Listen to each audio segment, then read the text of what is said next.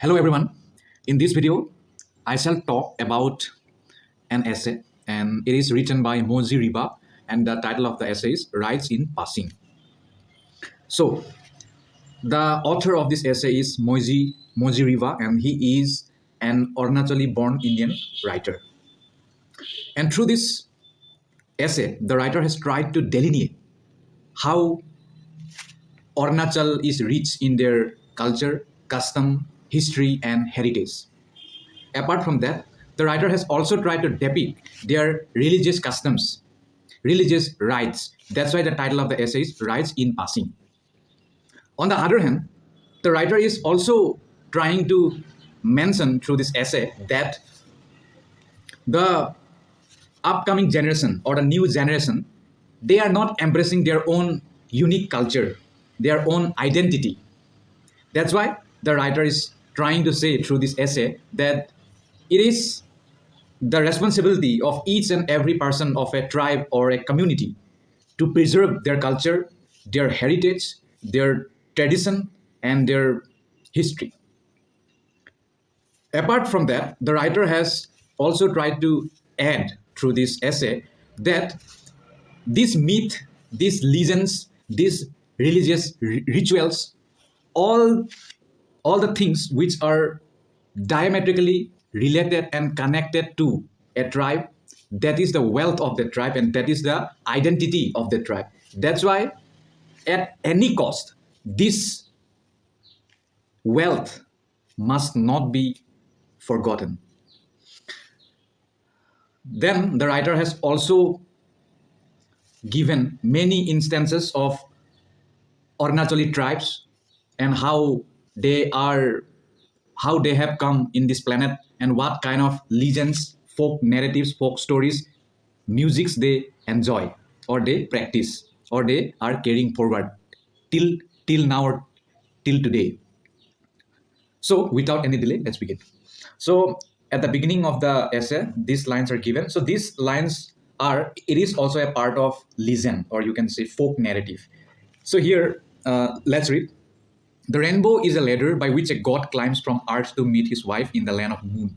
So here the writer is saying that according to their Arunachali, especially his own tribe is maybe Tani or it's called Apatani, if I'm not wrong. So according to their belief system, they believe that the rainbow is a ladder by which a god climbs from earth to meet his wife in the land of the moon.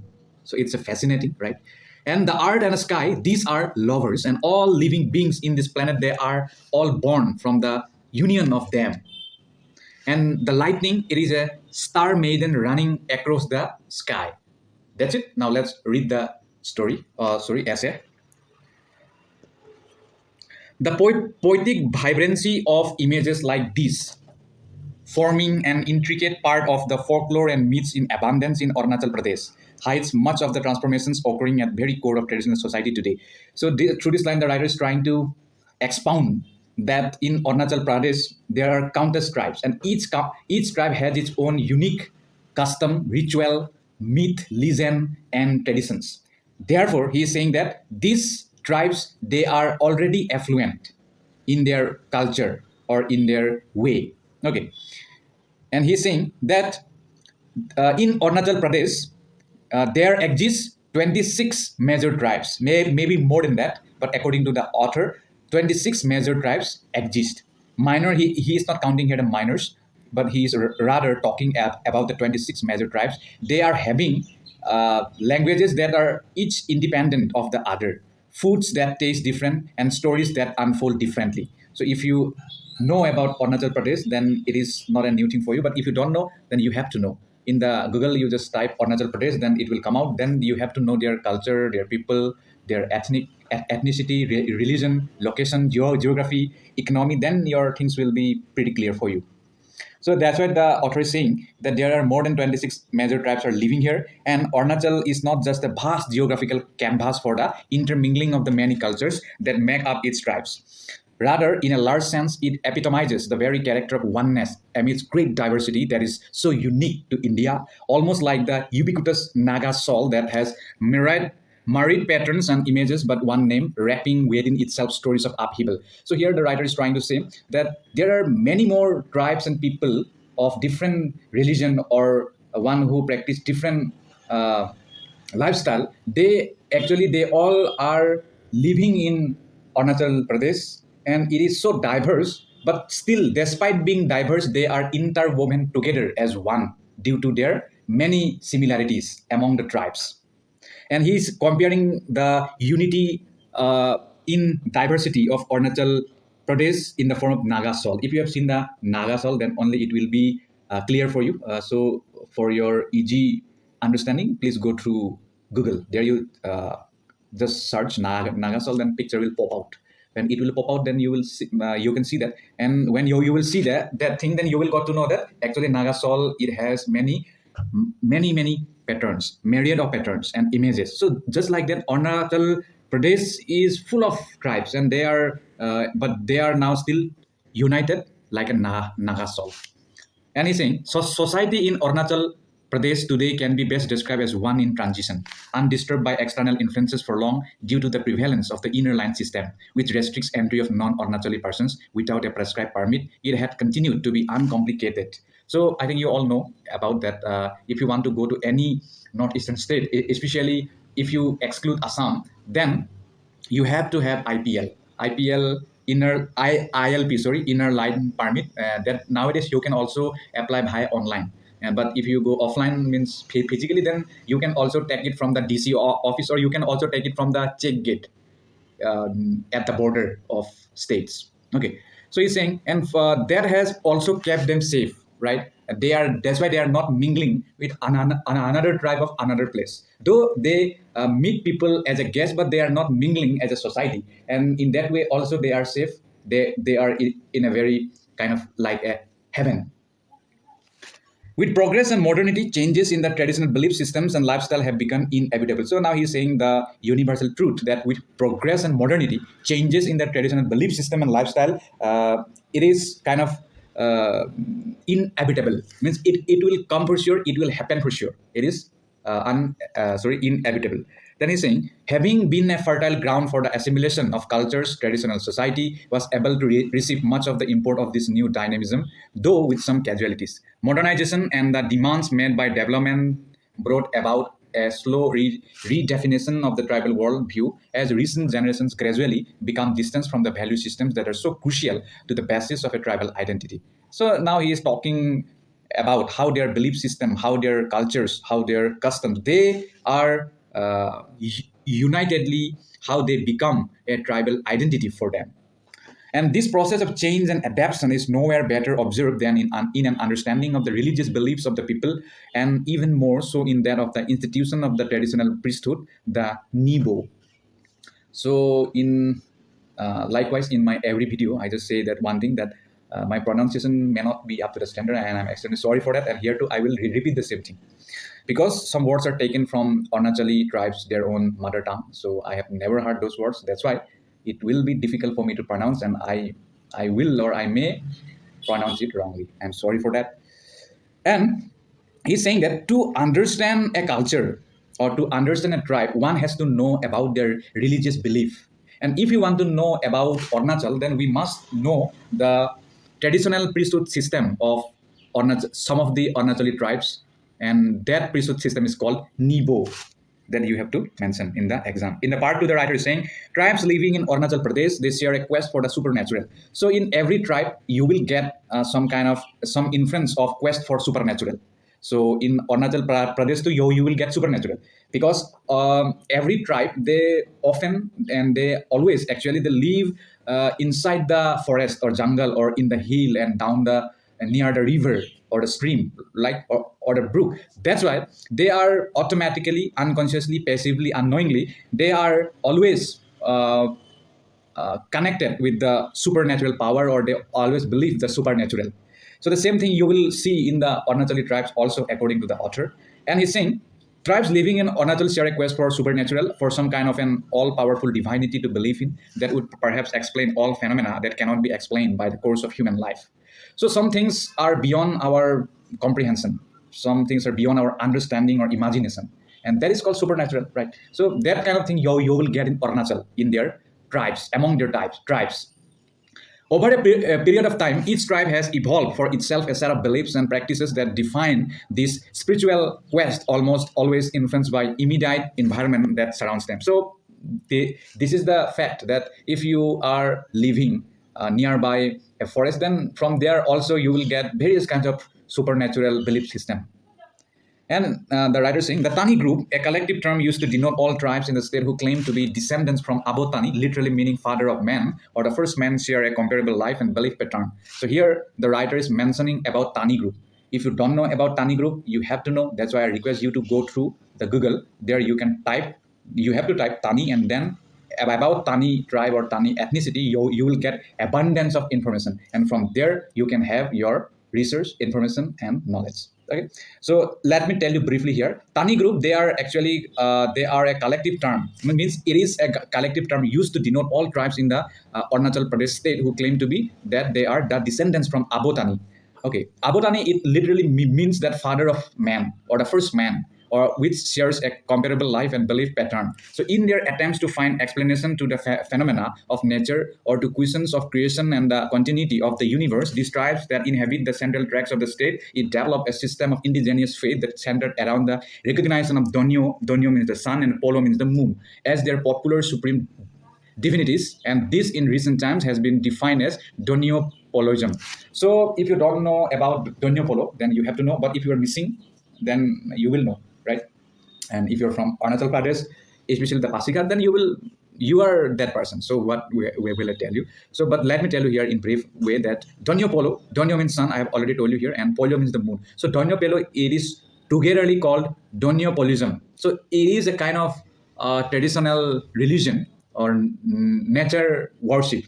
So many Tani people, or the Abu Tani groups of people, they follow this religion called Donyo-Polonism. So if you don't know about it, please go through it in the in the YouTube as well as in the Google. And the belief systems of these various tribes appear similar only in that there is an all-pervading idea of the existence of duality in nature, which gives rise to a belief in the benevolence and malevolence of spirits. These spirits are thought to control and determine the course of human life, each with distinct, unique interpretation. So, if you follow Samism or nature, if you worship nature, then it is obvious that you will believe in nature, spirits. So the same thing you can see here. The writer is here mentioning that they also, the tribes of Arunachal Pradesh, they also believes, or they also have faith in spirits, and they believe that the spirits can control and determine the course of human life with a distinct, unique interpretation. Here I have nothing to mention or interpret, so by reading the lines, you can have the interpretation. Best described as a pragmatic and utilitarian form of faith, distress and mishap, as well as success and prosperity, are attributed to the actions of spirits. This is, I don't know how to pronounce, but it may be use, right? UYUS, Uyus or use, that exists in a parallel world. The entire belief system of the Tanis revolves around the propitiation of these spirits, though sacrifices in order to appeal to or to appease for protection and redressal. In this structure, the Nibo, variously called Nib, Miri, Nibu by different tribes, becomes the emissary. Emissary means kind of ambassador or the messenger of the people to communicate their grievances and sufferings to the spirits. So to appease the spirits, often the tribal people, especially according to the writer in his native land, they offer sacrifices to calm the or to appease the spirits so that they will take care of themselves. Means not themselves, to take care of them. This summon, it is nature worship is also called as summon, and as summon diviners perform the rituals associated with such ceremonies. They are intermediaries between the human and spiritual world. And on close study, it becomes clear that the Nibo is the sole repository of the history and mythology of these tribes, and the stories of origin and migration are contained in the balladic accounts chanted by the priest, which, in the absence of a written literature, exists variously today only in oral form. So now he's trying to say that in every Arunachali tribes, you will get the oral form of literature. It is not literature, but it is an example of oral literature where people have almost everything memorized. They are by-hearted all the things. So it's a kind of oral literature. So he's saying that, and he's saying that the concept about the origin of the Nibo are buried in the maze of this oral tradition of the Nibo Agomos. Agams, priest lore, and some Nibos relate one particular story of how, in the beginning, the earliest ancestors of man and that of the spirits continually quarrel about who was superior. In the ensuing altercation, Tani, the first man, was overcome by the Uyus. It was then that Donio Polo intervened and appointed a mediator between the two, a convention that forms the basis of the priesthood. So here I will not explain by this line. If you read the line attentively, then you will get the meaning. And this kind of thing you have to mention as an instance or example in the exam. So please note it down. And he's saying that it is beyond the premise of this essay to dissect these or any other myths that are upheld today as much as they were 100 years ago. The majority of the Tanis still believe, for instance, that if adequate propitiation or propitiation, I will say propitiation. If I am wrong, then you have to correct yourself. I will see it later. So propitiation is not performed in honor of the Uyus. The harvest yield would be less, or the hunting expedition would return unsuccessful. So it is in the performance of these ceremonies for propitiations that the new Nebo intermediates and performs divinations, offers sacrifices, and invokes the blessings of the Uyus. And in the absence of doctors or the concept of medicine, it is the Nebo and the rituals that he performs which becomes the treatment for almost all kinds of afflictions. So they remain products of an entire system of learning based in continuity and evolve over a period of time. So from this line also you have got to know many things, so you can note it down. And the rites and rituals for these ceremonies in themselves are very intricate, evolving long hours of preparations and conduct. So the cause of the disease, the kind of ceremony that needs to be performed, the sacrifice to be made are all determined by the Nebo by way of rituals that require the reading of the patterns on the inside of the cell of a boiled egg or the patterns on a chicken liver. And the Nebo thus becomes a conjurer as well as diviner, invoking the participation of the spirits with whom he interacts by means of the powers inherent in him. Then he is saying the elaborate process begins with the erection of bamboo altars in honor of the deities, and the Nebo, who is most often accompanied by an assistant, chants complex narratives as a means to communicate with the Uyus to ask for redressal. Then sacrifices, the serving of the traditional millet of rice brew, and the participation of the entire community in the lead up to the ceremony stand out as distinctive traits amongst all these tribes. After the initial divination, the Nebo, his assistants called Bu, along with the members of the village, prepare elaborate bamboo images of the deities. Then no permanent idols are worshipped. These images fashioned out of bamboo shavings are left in the house where the ceremony is held. The Bu picks up the language of the Nebo Agams and chants them in accompaniment with the Nebo. He does not necessarily graduate to become a Nebo. So it means you didn't have to go to college, school, or your university, or do any online course, certificate, diploma, or do any coaching to become a Nebo. So it is their internal matter. You have to know many chants and many prayers and many things how to perform a rite. In that way, by experience and with their approval, you can become a Nebo. So that thing that I was saying. And during the course of the ceremony, the period of which can vary from a few hours to days together, the Nebo and the Bu continually chant extraordinarily lengthy ballads recounted from sheer memory.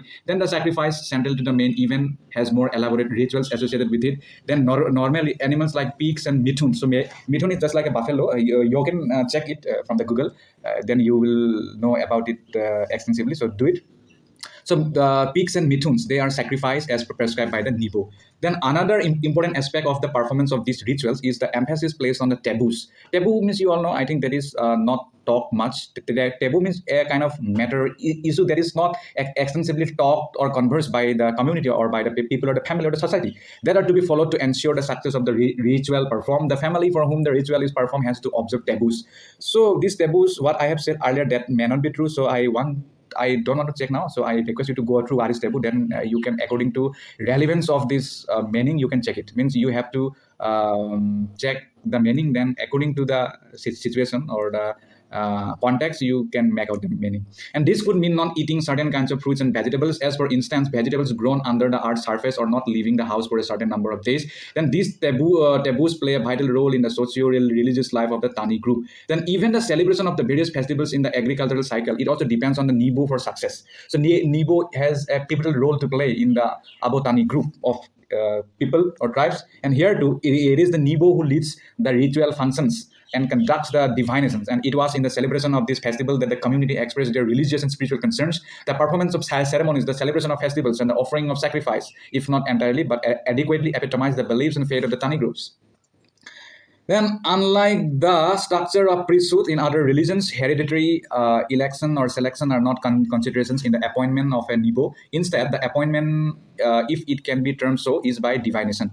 Anyone who shows any special prowess to foretell events, perform minor miracles, or learn or and falls into trances in childhood or at a later stage in life, then it is considered to be Nebo by the village. So only such a tangible proof of one's inherent qualities determine the eligibility for the office. Then women also function as a Nebo, though such instances are rare. Okay, so I think there are many more, right? Okay, wait. Number three, then we have number four, then we have number five. So well, let me finish it. For your help, I will do it. I think I have cleared, not cleared it. Okay, no, means I don't want to continue it. In our next video, I will try to bring the second part because it is already pretty long. I don't want to make it more longer. So thank you so much for watching the video. Bye bye.